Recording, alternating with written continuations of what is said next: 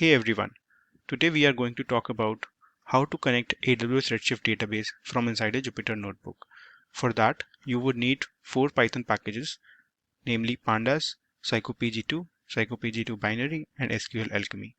I have already installed those packages in my system, so I will directly import certain features from those packages which I want to use for this creation of a Redshift engine. So let me go ahead and run this cell.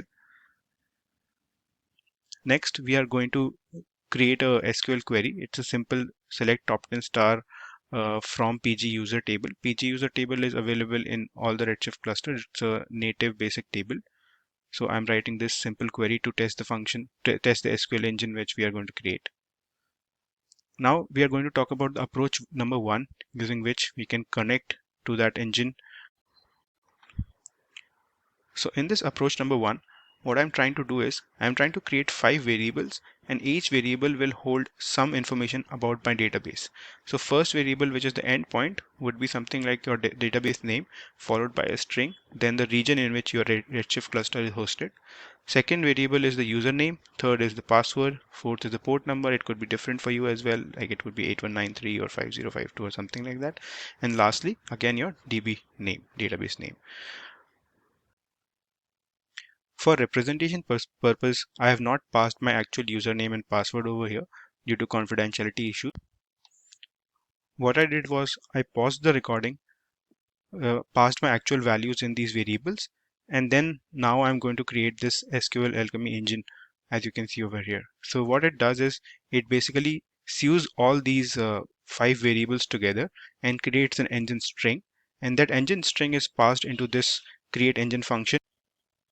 Once our engine is ready, we just need to pass the SQL code text wrapped along with the engine to this pandas function called as read SQL query. What I'm doing over here is I'm reading it and storing it into a data frame called as df1, and basically after that let me show what the data frame looks like. So first I'll run this SQL engine. Next I'll run this data frame creation command. It will take a few seconds. Once that is complete, I'll run this data frame one.head to see what kind of data it holds. So you can see that I have a few columns in this data frame, and this is directly coming from the Redshift database. Now some people can argue that this is not the most efficient way to connect to a Redshift database, because then there is a risk of exposing your credentials to other users with whom you are sharing your uh, Jupyter notebook file. So another approach which you guys can use is to use the getPass library, and over here just I need to import the getPass library, and then the 5 variables which I had hard coded earlier can be entered as inputs in this format. So the user, while I'm recording this video, cannot see what I'm entering. After all the variables are entered, we need to rerun the engine command. Here I have made a small change. Instead of using the port 2 directly, I have converted it to integer, because the getPass function takes everything and converts it into string. So I had to convert it to integer and then use it to create the engine string. So let me go ahead and run this.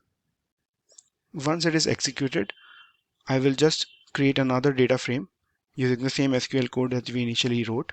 And here I'm going to use the engine 2 that we just created.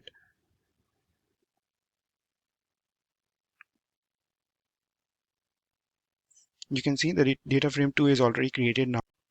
Let's just quickly check what does our data frame 2 look like. And we can see it's similar to data frame 1 because we just changed the approach of creating the SQL engine, remaining everything remained same. For more such short technical videos, do subscribe to my channel and hit a like button on this video. Thank you. Have a great day.